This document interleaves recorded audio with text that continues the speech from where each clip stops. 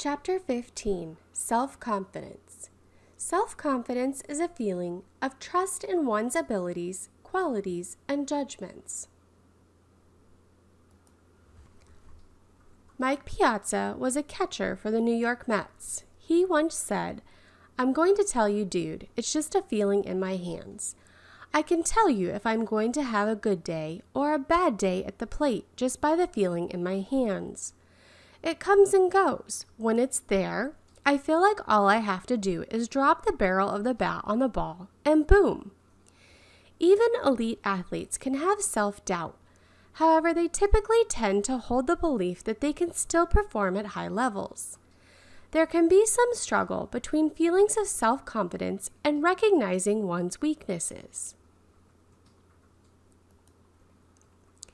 We hear the term self-confidence a lot, but it's not easy to define. Sports psychologists define self-confidence as the belief that you can successfully perform a desired behavior. Self-confidence was first viewed as both a disposition and as a state, but the latest sport self-confidence suggests that it is a social cognitive construct that can be more trait-like or more state-like depending on the temporal frame of reference being used. Trait self-confidence is a self-confidence that may be part of your personality and thus is very stable. The degree of certainty individuals usually possess about their ability to succeed. State self-confidence is confidence that may be something that you feel today and therefore it might be unstable. The belief of certainty individuals possess at a particular moment about their ability to succeed. Confidence is affected by specific organizational culture as well as the general sociocultural forces surrounding sport and exercise. Some believe in the self-fulfilling prophecy. This is expecting something to happen, which actually helps to cause it to happen. This phenomenon is common in both competitive sport and exercise programs. The negative self-fulfilling prophecy is a psychological barrier where the expectation of failure leads to actual failure. Negative self-fulfilling prophecies lead to a vicious cycle. The expectation of failure leads to actual failure, which lowers self-image and increases expectations of future failure. Confidence is a critical determinant of performance. It will not overcome incompetence. There is an optimal level of self-confidence. Within this optimal level, the individual is so convinced that they will achieve their goal that they strive harder to do so. At the other end of the spectrum, there's a lack of confidence. This occurs when self-doubt creates anxiety, breaks the concentration, and causes indecisiveness. Many people have the physical skills to be successful, but lack the confidence in their ability to perform these skills under pressure. Self-doubts tend to undermine performance. There is also something called overconfidence or false confidence. This occurs when confidence is greater than our actual ability, which then causes you to prepare less than you need to perform well. Overconfident people are falsely confident, meaning that their confidence is greater than their abilities. Performance declines as they believe that they do not need to prepare or exert to complete a job. You cannot be overly confident, however, if your confidence is based on actual skill and ability.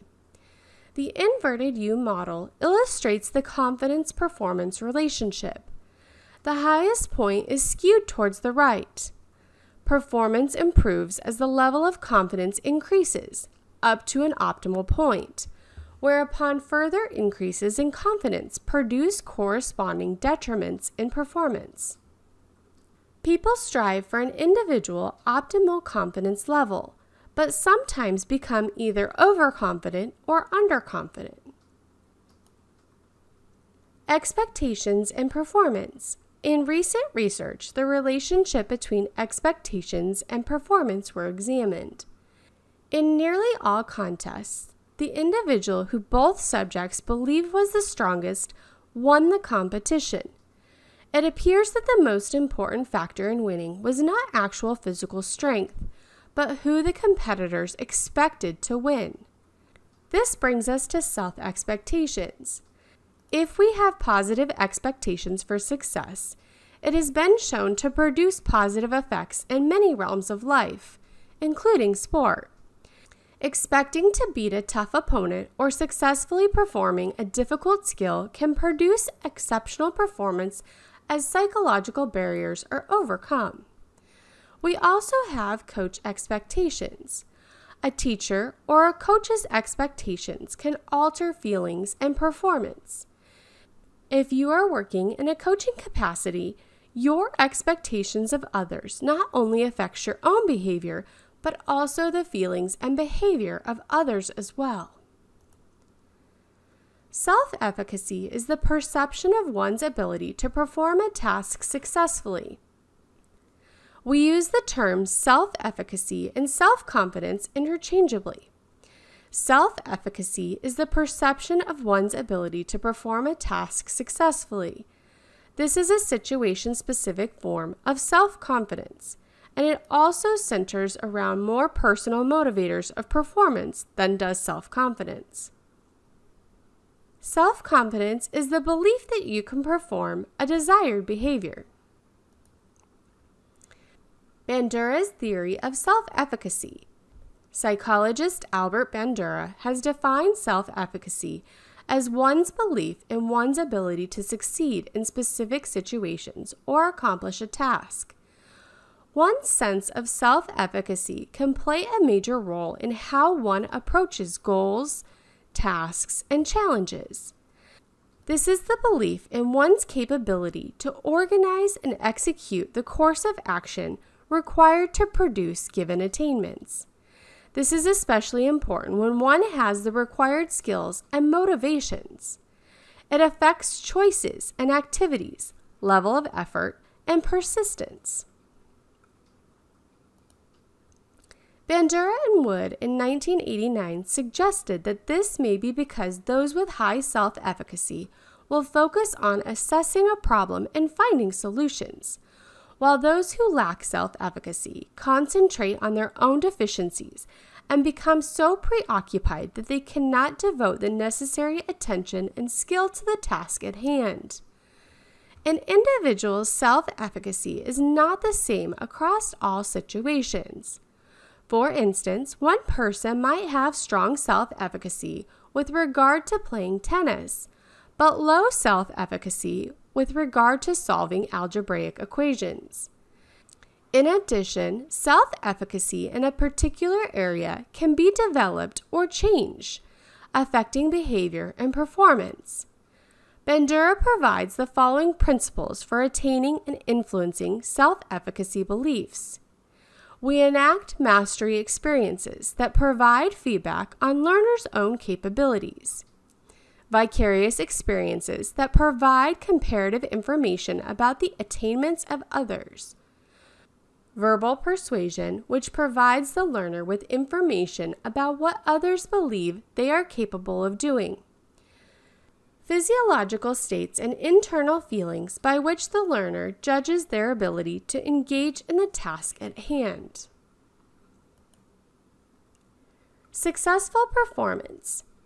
Self-efficacy is developed from experiencing success in order for self-efficacy to develop.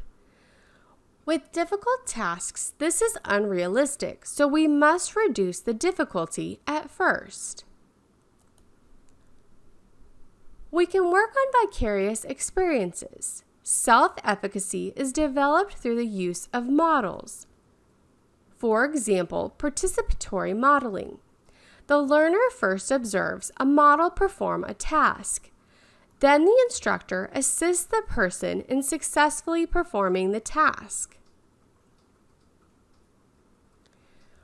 We can also use verbal persuasion. Self-efficacy is developed from verbal statements that suggest that the athlete is competent and can succeed. Positive verbal persuasion is best especially combined with instruction. This may also be a form of self-talk. And lastly, we have emotional arousal. Self-efficacy is developed from being emotionally and physiologically aroused in order to be attentive to the task at hand. The efficacy of this model is well documented. Self-efficacy theory provides a model for studying the effects of self-confidence on sport performance, persistence, and behavior. Self-efficacy, or confidence as it's commonly known, is one of the most enabling psychological models to have been adopted into positive psychology. It is the optimistic self-belief in our competence or chances of successfully accomplishing a task and producing a favorable outcome. Self-efficacy plays a major part in determining our chances for success. In fact, some psychologists rate self-efficacy above talent in the recipe for success. We need to pay special attention to self-efficacy when setting goals to make sure that our efficacy beliefs are in line with our aims and not working against them. Perceived self-efficacy is a strong and consistent predictor of athletic performance. High self-efficacy people persist in the task longer and achieve at a higher level. Efficacy is highly related to motivation and influenced by perceived outcomes. Some evidence suggests that situation-specific self-efficacy generalizes to other situations and global self-confidence.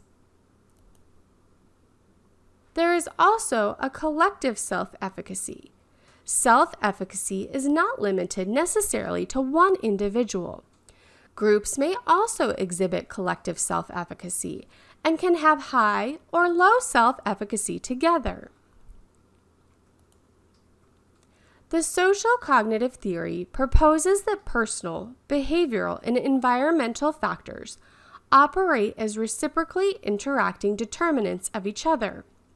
Social cognitive theory holds that portions of an individual's knowledge acquisition can be directly related to observing others within the context of social interactions, experience, and outside media influences.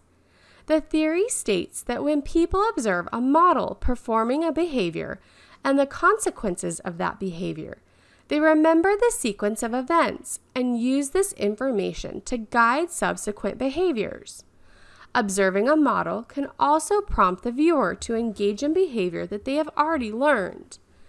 In other words, people do not necessarily learn new behaviors solely by trying them and either succeeding or failing, but rather the survival of humanity is dependent upon the replication of the actions of others.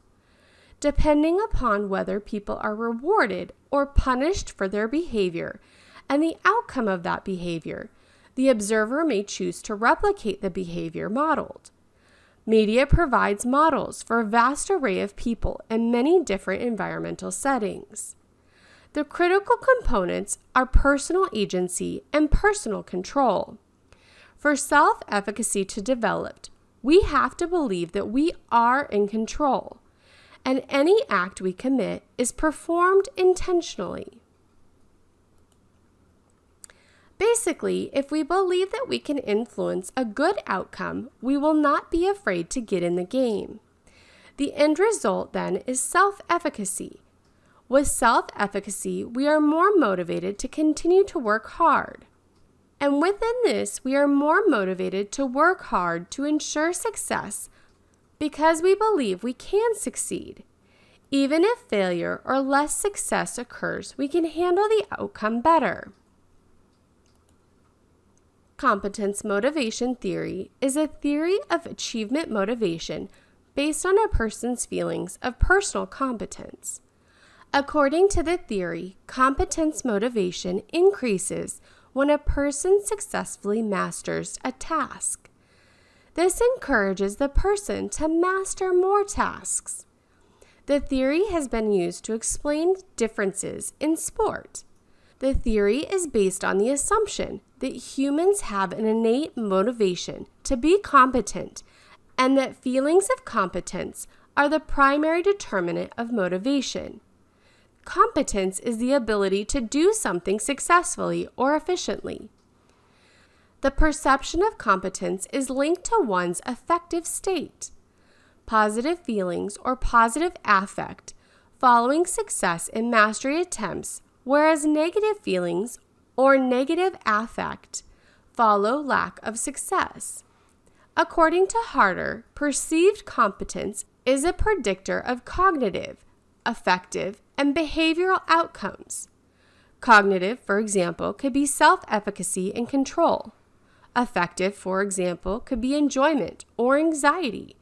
And behavioral outcomes, for example, could be things like achievement. According to the theory, motivation is influenced indirectly by feelings of control, competence, and self-worth. According to Harder, difficult but realistic goals can provide the greatest positive feelings and intrinsic motivation. Successful mastery attempts promote self-efficacy and feelings of personal competence, and this leads to higher motivation. Research shows that perceptions of competence are stronger in athletes who receive more opportunities to demonstrate physical competence. Therefore, coaches should provide opportunities for mastery attempts and give focused feedback on performance. According to the theory, unsuccessful mastery attempts result in perceived failure or negative affect and less mastery attempts. The end result is low competency motivation. The athlete may ultimately lose motivation and may drop out.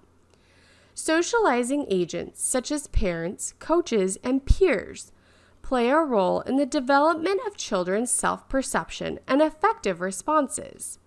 Harder claims that positive and contingent feedback should be given for effort and improvement to nurture children's perceptions of competence and enjoyment in sport. This will increase feelings of control, positive affect, and intrinsic motivation, which are important factors to success in sports. There are 4 elements for developing self-efficacy. Number 1, successful performance. Performance accomplishments, particularly clear success or failure, provide the most dependable foundation for self-efficacy judgments because they are based on one's mastery of experiences. If experiences are generally positive, the level of self-efficacy will rise.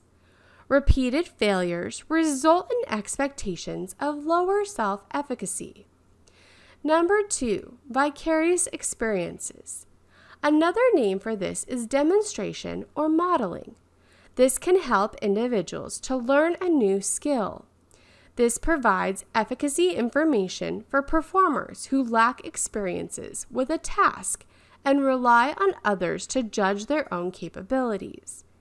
Even if people attend to demonstrated physical activities and remember how to do them, they still may not be able to perform the skills if they have not learned the motor reproduction. The final stage in the modeling process is motivation, which affects all other stages. Motivation allows the participant to attend to the model, try to remember what was seen, and then to practice the skill. Number 3 is verbal persuasion. Verbally telling participants, giving encouragement, or giving instruction. Verbal persuasion for enhancing confidence can take the form of self-persuasion. This can also occur in the form of self-talk. And lastly, number 4, emotional arousal. Emotional experiences are not simply the product of a physiological arousal. Emotions or moods can be an additional course of information about self-efficacy. Positive emotional states such as happiness, exhilaration, or tranquility are more likely to enhance efficacy judgments than are negative emotional states such as sadness, anxiety, and depression. Many people believe that you either have confidence or you do not, but confidence can be built. We can do this by ensuring performance accomplishments. Successful behavior increases confidence and leads to further successful behavior. Performance accomplishments are the most powerful way to build confidence. We can manipulate or create situations that allow participants to succeed, and therefore they will have a sense of accomplishment. We can act confidently. Thoughts, feelings, and behaviors are interrelated. The more confident an individual acts, the more likely they are to feel confident. We can also think confidently. Confidence consists of thinking that you can and will achieve your goals. This is a lot of positive self-talk. We can use imagery. Imagery can help us to build our confidence. With imagery, we can create situations where you can see yourself doing things that you have either not been able to do or have had difficulty doing, but you're doing it successfully in your imaging. We can also prepare. A plan gives you confidence because you know what you're going to do in advance. Many athletes enter a competition without a strategy, but there should always be a plan of attack.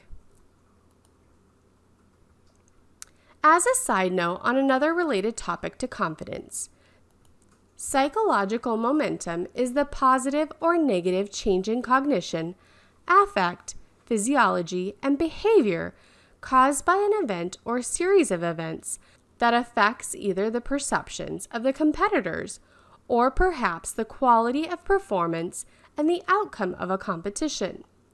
Positive momentum is associated with periods of competition, such as a winning streak, in which everything seems to be going right for the competitors. In contrast, negative momentum is associated with periods, such as a losing streak, when everything seems to be going wrong. Psychological momentum affects either the perceptions of the competitors or perhaps the quality of performance and the outcome of a competition. Most of the analysis on psychological momentum focuses on the quantitative side to try to prove or disprove psychological momentum's effect on individual statistics or team wins and losses. This is either a positive or a negative change in cognition, affect, physiology, and behavior. This is caused by an event or series of events that will shift performances and the outcomes.